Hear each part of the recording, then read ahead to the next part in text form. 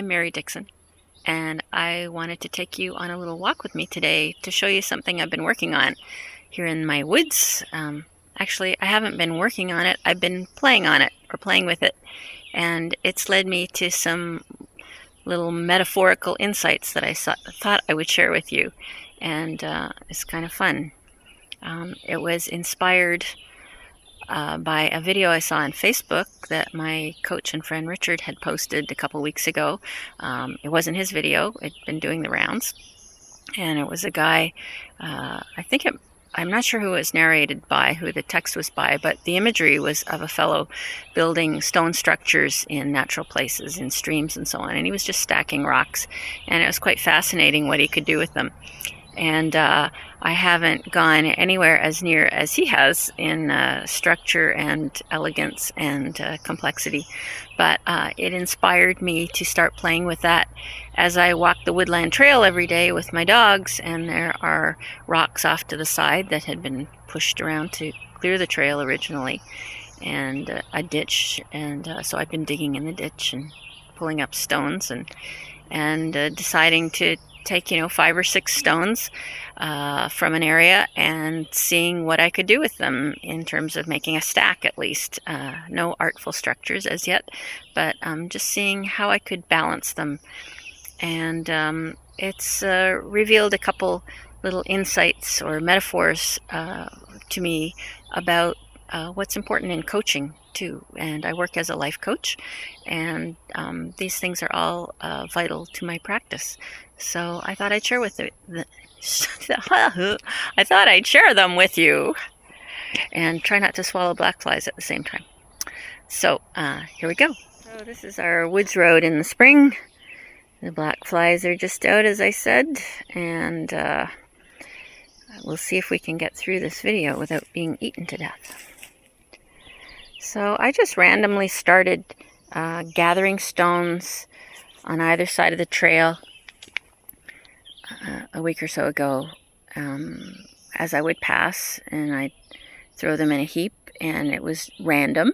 I wasn't looking for specific shapes, all flat or round or whatever, and some of them are granite or composites, I think maybe what they call Bridgewater conglomerate around here, and some of them look sort of like a sandstone that are very smooth, sedimentary rock and a bit slippery to work with.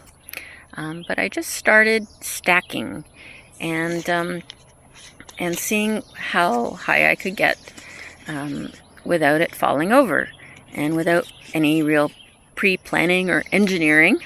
I certainly have no engineering or even physics education, although I get the sense that, there's a center of gravity somewhere where balance can be found. And if things are too smooth and they're not flat, that they're likely to fall off due to lack of friction. But other than that, I don't really know what I'm doing at all. But I just thought I'd see what I could get. And so I'm building these stacks that are turning out to be 2 or more feet high. And ideally wanting to make them bigger. But a lot of the stones are not flat. And so sometimes they're placed on an angle and just resting. If I were to put any pressure on them, see how they're sort of overlapping on wonky angles. If I were to put any pressure on them, it would probably tip over. Some of them are really well balanced, and some of them are quite precarious. But I've learned a few things in the process, and I've ended up building about 12 or 13 of these so far. And I just thought I'd share some of the things I noticed while I was doing this. For one thing, it's very meditative.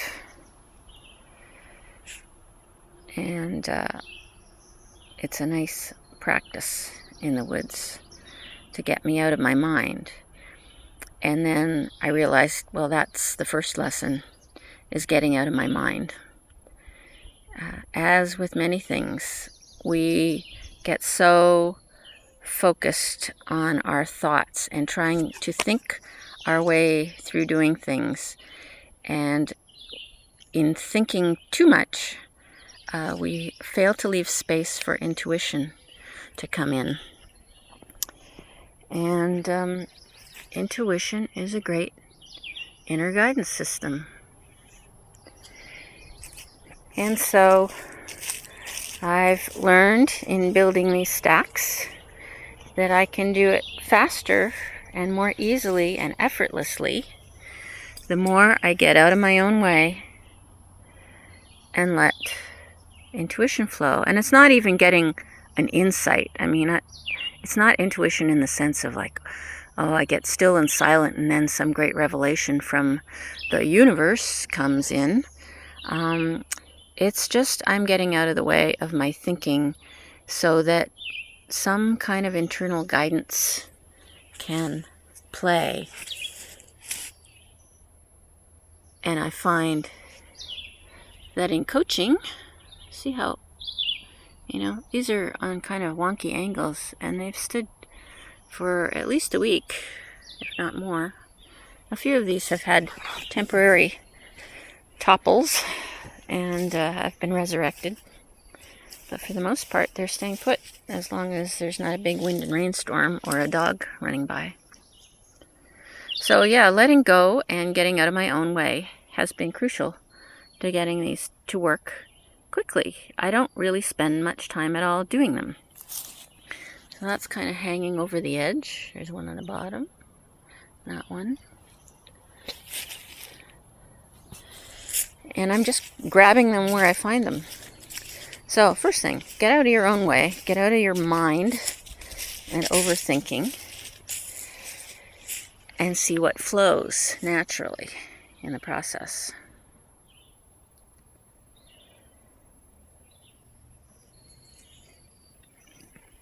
And what that asks for too is, of course, presence. If you're not really there, if you're thinking about other things, I mean, it's not just the thinking about how to do it and how it should happen and, whether this one should fit with that one and how I'm going to plan it for it to work. It's not just that kind of thinking and planning what you're actively doing in the moment. It's also the thinking about other things, what's going on in the world, or your world outside of the moment. So letting go of the thinking about other stuff, your own life and your own problems, and getting really present. In coaching, some of us call that being in the room. We want to make sure our clients are fully in the room before we start to coach. Sometimes that takes a little meditative exercise of becoming really present and grounded before we start talking. And often it's equally imperative, well, it is imperative, that the coach is also fully in the room. Because if we're not present and in full ability to listen, we're not going to hear what we need to hear, to ask the questions we need to ask, and elicit that great wisdom from within our clients if we can't really be present and hear them. I like this one. It's got lots of sticky outy parts. I'm so articulate sometimes. Don't you just love the green that's coming up in the woods these days? This point of spring is probably my favorite time, except for the biting bugs that come out. Here's one of my fails. I just restacked it as best I could, but there was one other rock lurking behind, which is actually a very heavy rock for its size. And because these are such wacky shapes, you see that one, it's very narrow and doesn't really have a good flat spot. It has one flat spot, but it's very precariously balanced. This one can tip over quite easily. Actually, there it goes. So, another part of this metaphor is letting go of expectations of how things are going to turn out, but also being playful about it. Being playful and seeing the times you fail or don't hit the mark as opportunities to rebuild.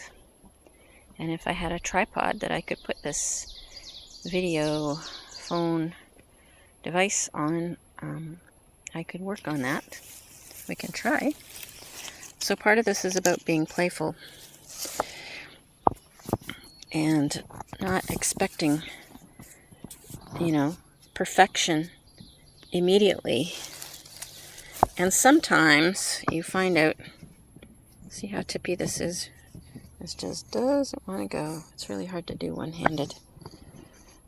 There's an angle.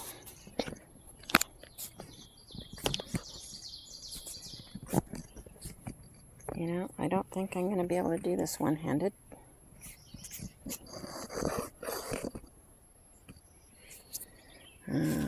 Not at least with the big rock. But I can get those ones back together for now. Being playful. You might think coaching's all serious business.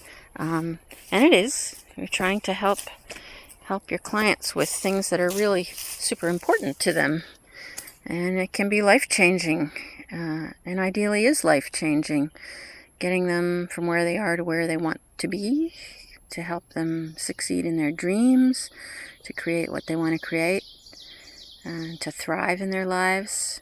It's life-changing and important. But your approach can also be playful. Challenging, and coming from an attitude, I guess playfulness in the sense of coming from an attitude of curiosity. Curiosity is of the ultimate importance. That's how the great questions are formed. I love this piece. I love how it's skinnier at the bottom and then wider and then tall. So curiosity about their lives and what they want to do and how they do what they're doing now, to try to figure out how they can do what they want to do. And we learn from our clients so much. So coming in with an attitude of playful curiosity is also an essential aspect. Part of the presence involved in doing this is also allowing for silence. There are spaces in a coaching conversation, or there ought to be, I am learning, where we don't jump in to fill the dead space with conversation. I think that's our instinct originally to do that, is to jump in and fill dead airspace in any conversation, not just with clients. People are uncomfortable with silence, and that discomfort can be so wonderful, because in that space the client still processes what they're talking and thinking about. And if you don't interrupt that process, then often you come up with they come up with the really great insights that are self-generated, as they should be. And reveal so much to them if you just give them some silent time for that to occur. So don't be uncomfortable with the uncomfortable silence. And in building these rocks, I'm silent. It's part of the presence of just being totally in the moment, not trying to force something to happen. Silence and slowing down. Rich Litvin talks a lot about slowing down. Slow down to speed up. And he talks about silence too.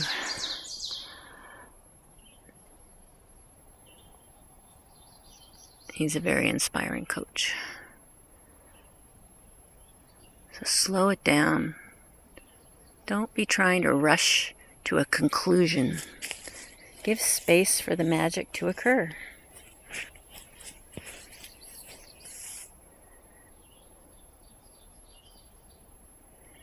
So those are some of my creations. This is my favorite tree, grandfather hemlock. He's kind of a stopping point for me in the woods here.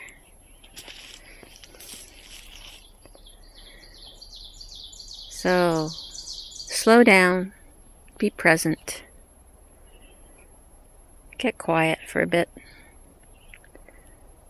be in the moment, let go of your expectations of how things should turn out,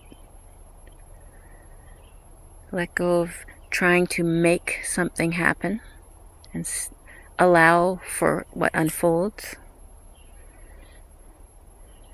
Be playful and curious. Ask, what if? What if I did it this way? What would happen then? How would that work? What if you did it this way? What would happen if? Let your intuition have space to emerge. So, time to go stack some more rocks. This is Mary Dixon. I work as a coach in a practice called Co-Creative Healing Arts. Thanks for watching.